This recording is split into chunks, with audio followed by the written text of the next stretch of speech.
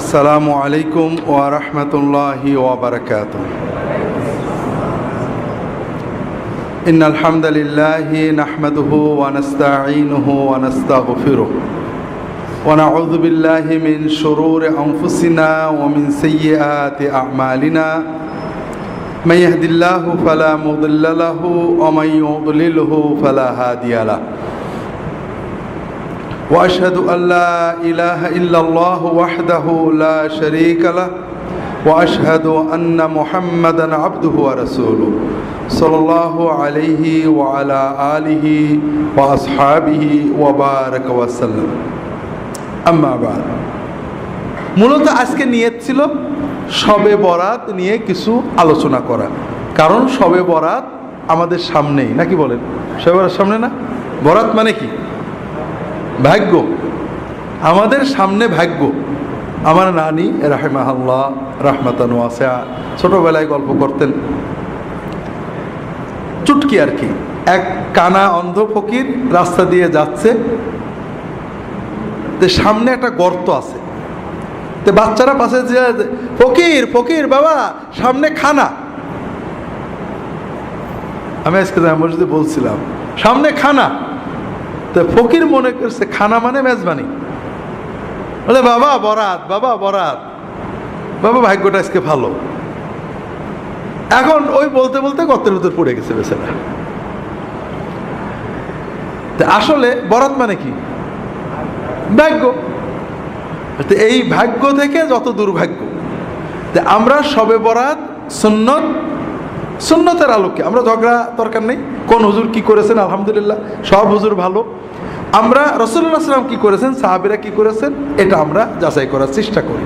আপনাদেরকে গত বছরও হয়তো বলছি, মনে নেই, যেহেতু বছরগুলো প্রসঙ্গ আসে আমরা সংক্ষেপে হলেও জানতে হবে। আর আমার একটা বই আছে কোরআন সুন্নাহর আলোকে শবে বরাত, তাহলে আপনারা নিয়ে যাবেন, যেহেতু শবে বরাত সামনে, বইটা নিয়ে যেতে পারেন। এর ভিতরে হাদিস, কোরআন, তাফসির, ফুকাহাদের মতামত সবই আছে।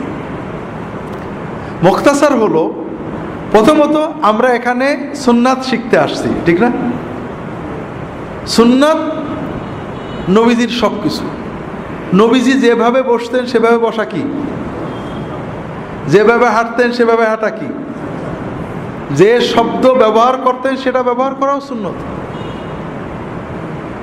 শবে বরাত শব্দ নবীজি ব্যবহার করেননি, সাহাবীরা করেননি, তাবেঈনরা করেননি। এটা প্রায় 500 বছর পরে তৈরি হয়েছে। আমরা আজকে কেন্দ্রীয় মসজিদে আলোচনা করছি। রাসূলুল্লাহ সাল্লাল্লাহু আলাইহি ওয়াসাল্লাম যে পরিভাষা ব্যবহার করেছেন সেটা কি? লাইলাতুন নিসফে মিন শাবান, মধ্য শাবানের রাত। আমরা চেষ্টা করব এই সুন্নতটাকে জিন্দা করার। শবে বরাত নাজায়েজ না, শবে বরাত বলা নাজায়েজ না, কিন্তু নিসফে শাবানের রাত বলা, মধ্য শাবানের রাত বলাটা সুন্নত। আমি বললাম কোরআন হাদিসে শবে বরাত বলে কিছু নেই, কারণ শবে বরাত শব্দ নেই। হয়তো আমি একটু পরেই বলবো যে শবে বরাতের রাত্রে আপনারা এই আমল করতে পারেন, আমি আবার শবে বরাত বললাম, তাহলে বোঝা গেল আমার কন্ট্রাডিকশন। একবার বলছি কোরআন হাদিসে নেই, আবার বলছি শবে বরাতে আমল করবেন। আসলে আমরা বলতে যাচ্ছি শবে বরাত পরিভাষাটা ব্যবহার করা কোরআন হাদিসের দিন না। এটা বললে সওয়াব হবে, এটা কোনো দিন না। তবে সমাজে প্রচলন হয়ে গেছে, আমরা অনেক সময় নামাজ বলি, অনেক সময় সালাত বলি, আমরা অনেক সময় রোজা বলি, অনেক সময় সিয়াম বলি। সিয়াম, সালাত এগুলো ইসলামী পরিভাষা। রোজা, নামাজ এগুলো সিয়াম বা সলাতের তর্জমা না, এগুলো আরেকটা পরিভাষা, ফার্সি পরিভাষা, যেটা আমাদের সমাজে আছে। তারপরেও এটার অর্থ আমরা বুঝি সালাত। এটা বলাতে কোনো দোষ নেই। নামাজ বললে, রোজা বললে কোনো দোষ হবে না, কারণ আমরা সবাই বুঝি নামাজ বলতে মুসলমানদের এই সালাত সিস্টেম বোঝানো হচ্ছে। আবার অনেক বিষয় আছে যেটা আরও দূরে, যেমন আমরা অনেক ঝগড়া করি, আমার বিরুদ্ধে সবারই অভিযোগ, আমি মাঝে মাঝে বলি কোরআন হাদিসে পীর বলে কিছু নেই। আবার আরেক জায়গায় বলছি অমুক পীর সাহেব, আমাদের পীর সাহেব এটা বলেছেন। এই দেখো আব্দুল্লাহ জাহাঙ্গীর খালি কন্ট্রাডিক্টরি কথা বলে। একবার বলছে কোরআন হাদিসে পীর বলে কিছু নেই, আর বলছে আমাদের পীর সাহেব এটা বলেছে। বিষয়টা ওরকম না। আপনি কথাটা শেষ পর্যন্ত শুনলে কি আছে বুঝবেন। আমি বলবো কোরআন হাদিসে নামাজ নেই কিন্তু সালাত তো আছে, রোজা নেই কিন্তু সিয়াম আছে। এখানে আরেকটু দূরত্ব আছে। এখানে পীর কথাটা ফার্সি, এটা আরবি হলো শেখ। কোরআন হাদিসে পীরও নেই শেখও নেই, অর্থাৎ ফার্সিটাও নেই আরবিটাও নেই। নামাজের ফার্সি নেই আরবিটা আছে, রোজার ফার্সি নেই আরবিটা আছে, কিন্তু পীরের ফার্সিও নেই আরবিও নেই, কিন্তু আছে। এটার একটা মূল সুন্নত কনসেপশন আছে, সেটা হলো সোহবত, সাহেব, সাথী, সাহচর্য। নেককারদের সাহচর্য কোরআন সুন্নাহ নির্দেশিত একটা ভালো আমল। আপনি মসজিদে নামাজ পড়েন, নেককারদের সাথে মেশেন, এটাও সোহবত। ইমাম সাহেবের সাথে মহব্বত রাখেন, আলেমদের, এটাও সোহবত। আবার নেককার ভালো যারা সত্যি নেককার, আল্লাহর ভয় আছে, আল্লাহ বলেছেন কুনু মা সাদিকিন, যাদের ইমানের সত্য, লা ইলাহা বলাই সত্য, শিরিক করে না, মুহাম্মদ রাসূলুল্লাহ বলাই সত্য, বিদআত করে না, আমানতু বিল্লাহি বলাই সত্য, সুন্নত মতো আমল করে, তাকওয়াই সত্য, বউয়ের সাথে কথা বলাই সত্য, সমাজে মানে যাদের ভিতরে সত্য প্রতিভাত, যাদের কথা আল্লাহ কোরআনে সূরা বাকারায় বলেছেন সাদেকিন কারা, ইমানের সত্য, জিহাদের সত্য, তাকওয়াই সত্য, সালাত কায়েম করে, অর্থ ব্যয় করে, জাকাত দেয়, সবর করে, এই কোয়ালিটিগুলো যাদের ভিতরে আছে, এই ধরনের সাদেকিন মুত্তাকিন মানুষদের সাথে সহবতে যাওয়া, বসা, সময় দেওয়া, এটা আমাদের জন্য খুবই উপকারী। এটাই পরিবর্তন করে পীর মুরিদি সিস্টেম হয়েছিল। এখান থেকে অনেক শিরিক কুফর বেদাত ঢুকেছে। আবার এটার মাধ্যমে দিন প্রচার হয়েছে। একসময় তাতার যুগের পরে মানুষেরা এই জাতীয় সহবতের মাধ্যমেই দিন শিখত। এটার ভালো মন্দ আছে, কিন্তু যেটা আমরা বলতে চাচ্ছিলাম সেটা হলো, একটা হলো কোরআনে ফার্সি নেই আরবি আছে, যেমন নামাজ নেই সালাত আছে, কি বলে রোজা নেই সিয়াম আছে। আর কিছু জিনিস আছে আরবিও নেই ফার্সিও নেই, কিন্তু মাফহুমটা আছে, যেমন পীরও নেই শাইখও নেই, কিন্তু সাহেব আছে। ঠিক শবে বরাতও নেই, লাইলাতুল বারাতও নেই। শবে বরাত কি ফার্সি, আরবি কি লাইলাতুল বারাত। কোরআনে হাদিসে সাহাবীদের কথায় শবে বরাত নেই, মানে ফার্সি নেই, লাইলাতুল বারাতও নেই, কি আছে লাইলাতুল নিসফ মিন শাবান আছে। কাজেই আমরা শবে বরাত বা লাইলাতুল বরাত না বলে যদি নিসফে শাবান, মধ্য শাবানের রাত বলি, ভালো হয় না খারাপ হয়? এখানে একটু ইমানটা নাড়াচাড়া করে দেখেন, আপনি নিজেই বুঝতে পারবেন ইমানের হালতটা কি। আপনি একটা তথ্য জানলেন যে রাসূলুল্লাহ সাল্লাল্লাহু আলাইহি ওয়াসাল্লাম জীবনে লাইলাতুল বারাত শব্দটা বলেননি, কিন্তু নিসফে শাবান শব্দটা বলেছেন, অনেকবারই বলেছেন, অনেকগুলো হাদিস আছে। সাহাবীরা বলেননি, তাবেঈনরা বলেননি। এই পরিভাষাটা 500 বছর পরে জন্ম, এটা বলাই কোনো দোষ নেই। কিন্তু আমি যদি নিসফে শাবানের রাত বলি, মধ্য শাবানের রাত বলি, তাহলে রাসূলুল্লাহ সাল্লাল্লাহু আলাইহি ওয়াসাল্লামের কথা মুখ দিয়ে উচ্চারণ করা হয়। আর বরাতের রাত বলি, শবে বরাত বলি, তাহলে এটা হয় না। এখন আমি কোনটা বলবো? কোনটা বললে আমার ধর্মীয় অনুভূতিটা মানে শক্ত হচ্ছে? এখানে 3 শ্রেণীর মানুষ পাওয়া যাবে। কয় শ্রেণী?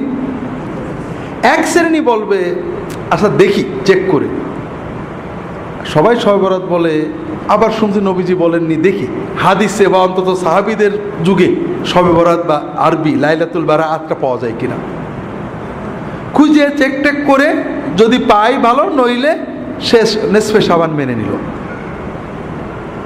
এই লোকটা ভালো কাজ করলো। আর একজন বলল, আব্দুল্লাহ জাহাঙ্গীর বলছেন নেই, আন্দাজ তো আর বলিনি, যাক আমি এখন তো নিসফে শাবান বলবো, মধ্য শাবানের রাত বলবো, শবে বরাত আর বলবো না, মুখ দিয়ে বেরোয় গেলে যাবে। তবে নিসফে শাবান বললে একটু খুশি লাগে, আলহামদুলিল্লাহ আমার একটা সুন্নত শব্দ বললাম। শবে বরাত বেরিয়ে গেলে করে দেবে, অভ্যাস মতো বেরিয়ে গেছে, কি করা যাবে। এই লোকটা হালকা ভালো করলো, আগেরটা বেশি ভালো করলো, চেক করে যাচাই বাছাই করে নিল। এটা আমার উপর পূর্ণ আস্থা রাখলো, এটা ভালো না। সব কথা চেক করে নেওয়া ভালো।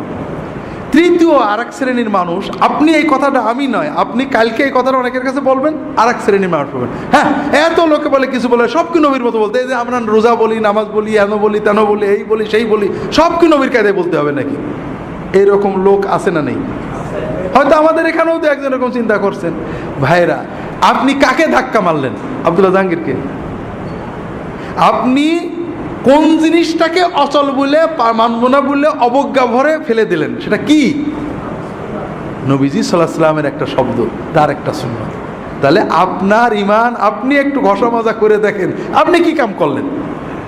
আপনি কোন জিনিসটাকে অবজ্ঞা করলেন? আপনি তো আমাকে অবজ্ঞা করেননি। আপনি মুহাম্মদুর রাসূলুল্লাহ সাল্লাল্লাহু আলাইহি ওয়াসাল্লামের কথার মতো কথা বলতে আপত্তি করলেন। আপনার সমাজের প্রচলিত কথাটাকে মুহাম্মদ সাল্লাল্লাহু আলাইহি ওয়াসাল্লামের কথা চেয়ে জোর দিলেন। এটা আপনি ভালো করলেন না, আপনি আপনার ঈমানের ক্ষতি করলেন, আমার তো কিছু করলেন না। আপনাদের এজন্য বারবার আবারও বলি, আমাদের এখানে আমরা নিয়মিত, আপনারা আসেন, একদিনে সব শেখাবো এরকম নয়, প্রশ্নোত্তর হবে, আমরা প্রশ্নের মাধ্যমে অনেক কিছু জানবো। তবে সবচেয়ে বড় চিন্তা, অনেক সুন্নাত আমাকে বলে, স্যার আপনার এখানে তো অনেক সুন্নত নেই। অনেক সুন্নত নেই মানে কিছু কিছু বিষয় আছে, মানে আপনি গাড়িতে চলেন, ঘোড়ায় চলেন না, সুন্নত নেই। তো ভাইরা, আমি গাড়ি চড়াটাকে অত উত্তম, আমি ঘোড়ায় চড়তে পারলে খুশি, আমি পারি না তাই করি। কিন্তু আমি বিশ্বাস করি যে আমি চড়াটাও যদি নবীজির মতো হতো, নিঃসন্দেহে ভালো হতো। কথা হলো যে, একটা হলো আমার চেতনা, বিশ্বাস যে মুহাম্মদ সাল্লাল্লাহু আলাইহি ওয়াসাল্লামের চেয়ে বড় আর কিছু হতে পারে না। আমি পারি না, আপনাদের বলছি, আমি 1981 সালে সৌদি আরবে গেছি। ও দেশে তেলটা প্রথম তেল নিয়ে যেতাম, সরিষার তেল, নারকেলের তেল, ডিব্বা টিব্বা ভরে নিয়ে যেতাম। তেল তখন এত পাওয়া যেত না, খুব ঝামেলা হতো। আমি তেল মাখার অভ্যাসটা নষ্ট হয়ে গেল, আমি এখন মাথায় তেল মাখতে পারি না। বোধহয় 40 বছর হয়ে গেল মাথায় আমি তেল মাখি না। তেল মাখলে বরং অস্বস্তি লাগে। তো এই কথাটা আমি বলছি আমার এক ছোট ভাইকে, মৌলানা ইদ্রিস রাহিমাহুল্লাহ, মারা গেছে, আপনারা জানেন কত হয়েছে। বলতো, ভাই রাসূলুল্লাহ সাল্লাল্লাহু আলাইহি ওয়াসাল্লাম কিন্তু তেল মাখতেন, আমি কি করব? উনি মাখতেন, ছিল আমার না মাখাটাই ভালো, এটা বলবো? তাহলে বোঝা যায় আমার ইমানে গড়বড়ি আছে। আমি বললাম যে নিঃসন্দেহে তেল মাখা ভালো, আমি যে মাখতে পারি না, অস্বস্তি লাগে, এটা আমার খারাপ। রাসূলুল্লাহ সাল্লাল্লাহু আলাইহি ওয়াসাল্লাম যেটা করেছে নিঃসন্দেহে সেটা। দুনিয়ার কাজে, জাগতিক কাজে, প্রতিটি ব্যাপারে রাসূলুল্লাহ সাল্লাল্লাহু আলাইহি ওয়াসাল্লামের সুন্নত, কোনটা নফল সুন্নত, কোনটা আদাতি সুন্নত, কোনটা মুস্তাহাব সুন্নত, কোনটা ওয়াজিব সুন্নত, বিভিন্ন রকম হতে পারে, কিন্তু তার চেয়ে ভালো আর কিছু হতে পারে না। আমি চুলগুলো ছোট করে রাখছি। আমি চুল কি টুপি পাগড়ি পরে জামে মসজিদে যাই, কখন খুলবো মাথায় খুব গরম লাগে, কখন খুলবো কখন, টুপি পরে ফুটো ফুটোওয়ালা, ভারী টুপি পরলে সুন্দর, টুপি পরলে মাথা গরম হয়ে যায়। চুল তো বড় বেশি রাখতে পারি না, রাখলে আবার কাটতে হয়। এখন আমি কি এই ছোট চুল রাখাটাকে যুক্তি তর্ক দিয়ে উত্তম বলবো? একজন লোক ভাবরি রেখেছে, লম্বা চুল রেখেছে, ঘাড় বন্ধ চলে গেছে, কি বিরক্তিকর। আরে নবীজি করেছেন, সেই যুগে অন্যরকম ছিল, আমি কোনটা করবো বলেন তো? আমি ইয়াকিন করে বলবো, নবীর সাথে যতটুকু মিল আছে ওটা নিঃসন্দেহে ভালো, কিয়ামত পর্যন্ত সবার জন্য ভালো। আমি করতে পারছি না সেটা ভিন্ন কথা, আমি পালন করতে পারছি না, এটা আমি একটা অসুবিধার জন্য পারছি না, কিন্তু আমি উত্তম মনে করব, ভালো মনে করব কোন জিনিসটাকে, যেটা রাসূল সহিভাবে প্রমাণিত। এখানে আর কোনো ব্যাখ্যা দিতে আমরা যাব না, সন্দেহাতীতভাবে ওইটাই ভালো। আমি রাখতে পারছি না ভিন্ন কথা, আমি আমার ওজোর আছে, এটা নফল সুন্নত, মুস্তাহাব সুন্নত, আদাতি সুন্নত, অর্থাৎ জাগতিক সুন্নত। রাসূলুল্লাহ সাল্লাল্লাহু আলাইহি ওয়াসাল্লাম তাকিদ দেননি, নির্দেশ দেননি, অথবা গুরুত্ব দেননি, তিনি করেছেন, এটা না করলে গুনাহ হবে না। কিন্তু আমি যত যুক্তি তর্কই দিই, এমন জায়গায় যেন না যাই যে নবীজিরটা ছোট হয়ে করে ফেলার কায়দায় চলে যায়। এটা হলো সবচেয়ে ভয়ঙ্কর কথা। আমরা কি করি, দুই গ্রুপই একই রকম। কিছু মানুষ আমরা বলি নবীজি করেননি, তাতেই কাজেই বেদাত। নবীজি করেননি বলেই বেদাত হয় না, নবীজি করেননি কাজে ওটা দিন না, ওটা সুন্নত না। সুন্নতকে দিন মনে করাই, নবীজি করেননি সেটাকে দিন মনে করা বেদাত। আবার আরেক গ্রুপ নবীজি করেননি কাজেই জায়েজ, এইটা প্রমাণ করতে যে নবীর সুন্নতকে ছোট মনে করেন, এখানে আমাদের ইমানের সাথে সাংঘর্ষিক হয়ে গেল। কাজে প্রতি ক্ষেত্রে আপনারা যেটা সবসময় লক্ষ্য রাখবেন, রাসূলুল্লাহ সাল্লাল্লাহু আলাইহি ওয়াসাল্লাম থেকে কোনো সুন্নত, সেটা ফরজ সুন্নত, মুস্তাহাব সুন্নত, নফল সুন্নত, যাই হোক না কেন, যেটা বর্ণিত হবে তার বিপরীতে আপনার যুক্তি দেবেন না। আপনি যদি জানেন যে এটা সুন্নত, আলহামদুলিল্লাহ ভাই নবীর সুন্নত উত্তম, আমি পারছি না, দোয়া করেন যেন পারি। আর যদি না জানা থাকে তা কি করবেন, আমি দেখব, কিন্তু নবীজির সুন্নতের বিপরীতে কোনো জিনিসকে আনবেন না, কোনো ক্ষেত্রেই না। তো যাই হোক, প্রথম যে বিষয়টা আমরা আলোচনা করলাম যে লাইলাতুন নিসফে মিন শাবান, মধ্য শাবানের রাত, এটা হলো সুন্নত পরিভাষা। আর শবে বরাত, লাইলাতুল বারাত, এটা সুন্নত নয়, এটা পরবর্তী যুগে অনেক পরে, 500 বছর পরে প্রথম আপনি রাসূলুল্লাহ সাল্লাল্লাহু আলাইহি ওয়াসাল্লাম, সাহাবী, তাবেঈন, তাবেঈন, ইমাম আবু হানিফা, শাফি, মালিক, আহমদ ইবনে হাম্বল রাহিমাহুল্লাহ, কারোর যুগে পাবেন না। অনেক পরে এসে এই পরিভাষাটা জন্ম হয়েছে। দ্বিতীয় পর্যায়ে যাই, সুন্নতের ভিতরে নিরাপত্তা। সুন্নতের বাইরে যেটা, এটা বেদাত না হলেও সমস্যা তৈরি করে। যেমন শবে বরাতের ভিতরে আমরা যখন মধ্য শাবানের রাত, এটা কোনো আলাদা উত্তেজনা তৈরি করে না, কিন্তু যখনই আমি বলবো শবে বরাত, তখন আমাদের ভিতরে একটা নির্ধারিত কনসেপশন তৈরি হয়, এটা ভাগ্য রজনী, এটা মুসলমানদের ভাগ্য রজনী। এই যে ধারণাটা দিচ্ছে এটাও ঠিক না। শবে বরাত গুনাহ মাপের রজনী। বারাত শব্দের মূল অর্থ ছিল মুক্তি, আরবিতে যে বারাত, আমরা বাংলায় অর্থটা পাল্টে বরাত ভাগ্য হয়ে গেছে, কিন্তু আরবিতে বারাত মানে মুক্তি। শবে বরাতের রাত্রিতে আল্লাহ তাআলা বান্দাদের গুনাহ মাফ করেন, এটা সহিহ হাদিস দ্বারা প্রমাণিত। কিন্তু এই রাত্রিতে আল্লাহ ভাগ্য দেন, ভাগ্য লেখেন, এটা কোনো হাদিস নেই, কোনো কোরআন নেই। এ মর্মে যত হাদিস আছে সবগুলোই জাল হাদিস। তফসিরে দু একটা কথা বলা হয়েছে, কোনো তফসির কারক সমর্থন করেননি। তাহলে মধ্য শাবান বললে যে সুন্নত চেতনা আসে, শবে বরাত বা ভাগ্য রজনী বললে আমাদের ভিতরে যে চিন্তাটা আসে এটা আসলে ঠিক না। এরকম অনেক ক্ষেত্রে আছে, যেমন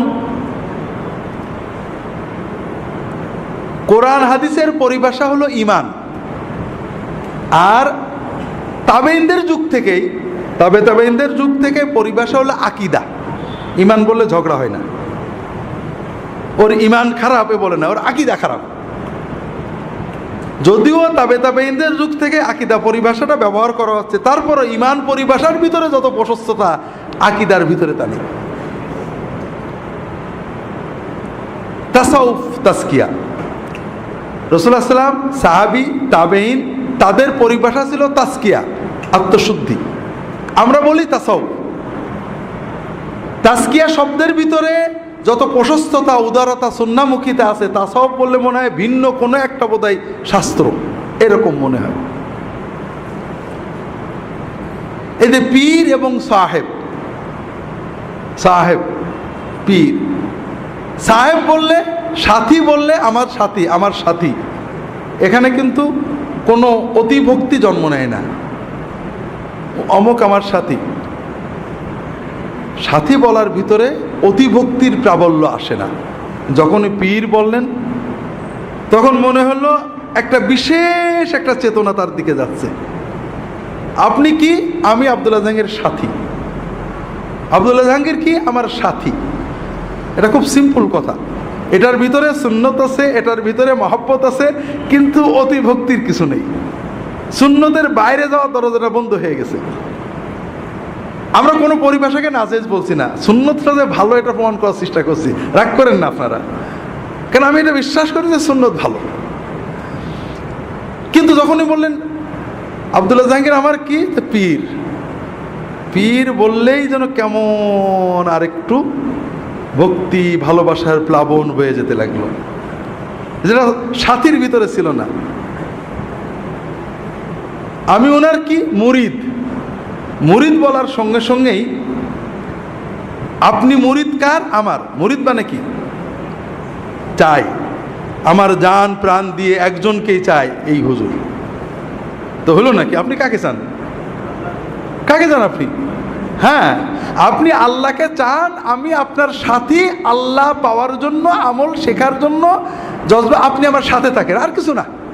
আপনার মুরাদ তো আল্লাহ, আপনি মুরিদ হলেন আল্লাহ, আপনি চাচ্ছেন আল্লাহকে। পরিভাষা তৈরি হয়ে গেছে, হাজার হাজার লক্ষ লক্ষ দিনদার মানুষেরা বলেছেন সব ঠিক আছে, আমরাও বলি, ব্যবহার করি। কিন্তু আমরা ব্যবহার করে করে 1 কোটি মানুষে ব্যবহার করার কারণে মুহাম্মদ সাল্লাল্লাহু আলাইহি ওয়াসাল্লামের ব্যবহারে সেটা দামি হয়ে যায় কিনা? হবে। 100 কোটি লোকে ব্যবহারের কারণে কি সেটা রাসূলুল্লাহ সাল্লাল্লাহু আলাইহি ওয়াসাল্লামের ব্যবহারে সে দামি হয়ে যাবে কিনা? না। তো যাই হোক, আমরা লম্বা করব না। শবে বরাতের আমল, শবে বরাতের 3টে বিষয় বোঝেন। একটা হলো শবে বরাতের রাত্রিতে, অর্থাৎ আবারও বলছি, শবে বরাত বলছি, আপনারা রাগ করেন না, নিসফে শাবানের রাত্রিতে, মধ্য শাবানের রাত্রিতে আল্লাহ তাআলা বান্দাদের গুনাহ মাফ করেন। এটা সহিহ হাদিস। ইন্নাল্লাহা লা ইয়াত্তালিউ ফি লাইলাতিন নিসফি মিন শাবান ইলা ইবাদিহি ফায়াগফিরু লিজামিই খালকিহি ইল্লা লিমুশরিকিন আও মুশাহিন। আল্লাহ তাআলা মধ্য শাবানের রাত্রিতে তার বান্দাদের দিকে দৃষ্টিপাত করেন। আল্লাহ মধ্য শাবানের রাত্রিতে তার বান্দাদের দিকে দৃষ্টিপাত করেন। তখন তিনি 2 শ্রেণীর মানুষ ছাড়া সকল শ্রেণীর সৃষ্টিকে মাফ করে দেন। যাদের ভিতরে শিরক আছে এবং যাদের ভিতরে হিংসা আছে, এই হিংসা এবং শিরক যাদের আছে তাদের ছাড়া বাকি সকল মানুষকে আল্লাহ মাফ করে দেন। তাহলে শবে বরাত হলো একটা কমন বোনাস। আপনি যদি এই রাত্রিতে ঘুমিয়ে থাকেন, জেগে থাকেন, কিন্তু আপনার অন্তরে শিরক নেই, আপনার অন্তরে হিংসা বিদ্বেষ নেই, ইনশাআল্লাহ আপনার নসিবে এই আল্লাহর বোনাসটা এসে যাবে, আপনার অ্যাকাউন্টে আপনার বোনাস জমা হয়ে যাবে। কথা কি বুঝতে পেরেছেন? এখন দ্বিতীয় বিষয় হলো আমরা কি করব, আমরা আমল করব কিনা। আমল না করলে, ঘুমিয়ে থাকলেও আপনি এই বোনাস পাবেন। এ ব্যাপারে সহিহ হাদিস পাওয়া যায় না, কিছু জয়ীফ হাদিস আছে। 2টো আমল পাওয়া যায় জয়ীফ হাদিস দ্বারা, বা 3টে আমল পাওয়া যায়। একটা হলো কবর জিয়ারত, আর একটা হলো দোয়া, আর একটা হলো সালাত। এই বিষয়ে যতগুলো হাদিস আছে সবই জয়ীফ। তবে যেহেতু এই রাত্রের ফজিলত সহিহ, এই রাত্রে কেউ যদি অন্যান্য রাতেও তাহাজ্জুদ পড়ে, এই রাত্রে একটু কিছু বেশি পড়েছে, অন্যান্য রাত্রেও দোয়া করে, এই রাত্রে বেশি করেছে, এটা অনেক আলেমই মুস্তাহাব, জায়েজ, বৈধ, সুন্নতের ভিতরে থাকবে বলে মত প্রকাশ করেছেন। আমরাও মনে করি যদি কেউ ব্যক্তিগতভাবে এই রাত্রিতে দোয়া করেন, এই রাত্রিতে আল্লাহর কাছে দোয়া করেন বা সাধারণ তাহাজ্জুদ পড়েন, কিয়ামুল লাইল করেন, এটা নাজায়েজ হবে না, ইনশাআল্লাহ বিদআত হবে না। 3টে কারণে। একটা হলো সুন্নত দ্বারা ফজিলত প্রমাণিত। এখানে জয়ীফ হাদিস দিয়ে কেউ আমল করলে এটা সরাসরি বেদাত বলা ঠিক না। তাবেঈদের যুগ থেকে কোনো কোনো তাবেঈ এই রাত্রে ইবাদত করেছেন। তবে এই রাত্রিতে ইবাদত মসজিদে যেয়ে করা, সমবেতভাবে করা, এটা সকল ইমাম হানাফি, শাফিঈ, মালিকি, হাম্বলি সবাই বেদাত বলেছেন, মাকরুহ বলেছেন। এটা নিয়ে কোনো মতভেদ নেই। এই রাত্রি ইবাদতের জন্য মসজিদে যাওয়া, দলবদ্ধ হওয়া, সুন্নত ইবাদতও দলবদ্ধ হয়ে করা, এটা বেদাত বলা হয়েছে এবং মাকরুহ বলা হয়েছে। হানাফি ফিকহের সব কিতাবেই পাবেন। তৃতীয় হলো এই রাত্রিতে ভাগ্য লেখা হয়, এই মর্মে যত কথা আছে সবই জাল কথা। চতুর্থ হলো এই রাতের পরের দিনে রোজা রাখা। আমাদের সমাজে প্রচলন আছে এই লাইলাতুন নিসফে মিন শাবানের পরের দিনে রোজা রাখার ব্যাপারে 2টো হাদিস আছে, 2টোই জাল পর্যায়ের। তবে শবে বরাতে রাসূলুল্লাহ বেশি রোজা রাখতেন, 1 তারিখ থেকে 15 তারিখ পর্যন্ত রোজা রাখতেন। আর 13, 14, 15 রোজা রাখা তো নিয়মিতই সুন্নত। কাজেই যারা রোজা রাখতে চান 13, 14, 15 রাখবেন। সব মাসেই রাখার চেষ্টা করবেন, শাবানে যেহেতু রাসূলুল্লাহ বেশি রাখতেন, আপনারা রাখতে পারেন। মধ্য শাবানের রাত বা শবে বরাত বিষয়ে শেষ কথাটা বাদ রয়ে গিয়েছিল। সেটা হলো, আমরা বুঝলাম রাতটার সুন্নত নাম হলো মধ্য শাবানের রাত, আর এই রাত্রি হলো আল্লাহ তাআলা বান্দাদের মাফ করেন। এই রাত্রিতে নেক আমল করার ব্যাপারে কোনো সহিহ হাদিস পাওয়া যায় না। আল্লাহর মাগফিরাতের সহিহ হাদিস আছে, তবে দোয়া করা, সালাত আদায় করা, কবর জিয়ারত করা, এ সকল বিষয়ে জয়ীফ হাদিস আছে। কেউ যদি এগুলো ব্যক্তিগত আমল করেন, এটা সুন্নাহ বিরোধী নয়। তবে এই রাত্রিতে রুটি খাওয়া, উৎসব করা, বাতি জ্বালানো, এরপরে মসজিদে সমবেত হয়ে ইবাদত বন্দেগী করা, এগুলো বিদআত। এবং প্রায় ফিকহের সকল কিতাবে, হানাফি মাযহাব, শাফিঈ মাযহাব, বিভিন্ন কিতাবে বারবারই এই ধরনের কাজগুলোকে বিদআত বা মাকরুহ লেখা হয়েছে, মাকরুহ তাহরিমি লেখা হয়েছে। এখানে একটা বিষয় খুবই জরুরি, সেটা হলো আমরা রাসূলুল্লাহ সাল্লাল্লাহু আলাইহি ওয়াসাল্লাম এবং সাহাবীদের জীবনে শবে বরাতের, সাহাবীদের আবু বকর, ওমর, ওসমান, আলী রাদিয়াল্লাহু তাআলা আনহুম আজমাইন, খোলাফায়ে রাশেদিনের যুগে দেখেন শবে বরাতের কোনো হাদিস পাবেন না। পুরো ইসলামের ইতিহাসে ইবনে কাসির, তবারি, মানে রাসূলুল্লাহ সাল্লামের হিজরত থেকে সাহাবী তাবেঈনরা মসজিদে সমবেত হয়েছেন, অথবা আবু বকর, ওমর, ওসমান তারা এই রাত পালন করেছেন, এরকম কিছু পাওয়া যায় না। এর একটা বড় কারণ হলো, ইসলাম আমাদেরকে জীবন ঘনিষ্ঠ ধর্ম দেয়, বতুরে না। আমরা শবে বরাতে কি জন্য গুরুত্ব দিই? এই রাত্রিতে আল্লাহ দোয়া কবুল করে, এটাই তো মূল, নাকি বলেন? এটা মূল না যে আমরা হুজুররা ওয়াজ করেছেন এই রাত্রে সন্ধ্যা থেকে আল্লাহর পক্ষ থেকে ঘোষণা দেওয়া হয় যে দোয়া করবে, কবুল করবে, এরকম আছে না? এই হাদিসটা জয়ীফ। তবে আমরা আশা করি এই রাতে দোয়া কবুল হবে। একাধিক হাদিস রয়েছে, সহিহ মুসলিম এবং অন্যান্য কিতাবে সহিহ হাদিস রয়েছে যে প্রতি রাত্রে রাতের যখন প্রথম 1/3 পার হয়ে যায়, রাতের প্রথম 1/3 পার হয়ে যায়, তার মানে 3 থেকে 4 ঘন্টা রাত হয়ে যায়। বর্তমান সময়ে আমাদের সন্ধ্যায় 7টায় ফজরের আজান হয়, ফজরের নামাজই হয় 5টায়, 4টায় ফিরে আজান, 3টে, এই 7টা, 8টা, 9টা, 10টা, 11টা, 12টা, 1টা, 2টো, 3টে, 4টে, 9 ঘন্টার রাত। তাহলে 1/3 মানে 3 ঘন্টা, 8টা, 9টা, 10টা, রাত 3 সাড়ে 3 ঘন্টা, তার মানে 10টা, সাড়ে 10টা। যখন রাত বড় হয় সন্ধ্যাও আগেই। যখন রাতের প্রথম 1/3 পার হয়ে যায়, আল্লাহ তাআলা সুবহানাহু ওয়া তাআলা প্রথম আসমানে নেমে আসেন। আল্লাহ তাআলার পক্ষ থেকে ঘোষণা দেওয়া হয় যে কে আসো দোয়া করবে, আমি তার সকল দোয়া কবুল করব। কে আসো আমার কাছে সাহায্য চাবে, আমি তাকে সাহায্য করব। কে আসো গুনাহ করেছো, গুনার মাপ চাও, আমি তোমার গুনাহ মাফ করে দেব। ওয়াযালিকা কুল্লা লাইলা, প্রতি রাতেই এই দোয়া, এই সুযোগ আল্লাহ দিতে থাকে। তাহলে আমরা যদি প্রতি রাতেই রাত 10টা, সাড়ে 10টা বেজে গেলে ঘুমানোর আগে 2-4 রাকাত নামাজ পড়ে আল্লাহর কাছে মন খুলে দোয়াটা করে শুই, তাহলে কিন্তু আমাদের প্রতি রাতই শবে বরাত হয়ে যায়। কথাটা কি আপনারা বুঝতে পেরেছেন? আর এটা হলো ইসলামের মূল শিক্ষা, যে আপনি প্রতি রাতেই আল্লাহর কাছে কিছু চান, কারণ আপনি সারা বছরের চাওয়া একবারে চাওয়া যায় না ভাই। প্রতি রাতে আপনার নগদ যা আছে আল্লাহর কাছে চান, আল্লাহর কাছে মনের আবেগ জানান, আল্লাহ কবুল করবেন, আপনার জীবনটা আল্লাহমুখী হবে, আল্লাহর সাথে সম্পর্ক ঘনিষ্ঠ হবে। পাশাপাশি আলেম ওলামাদের সহবতে যেতে হবে, বইপত্র পড়তে হবে। আল্লাহ তাআলা তৌফিক দান করুন, আমিন।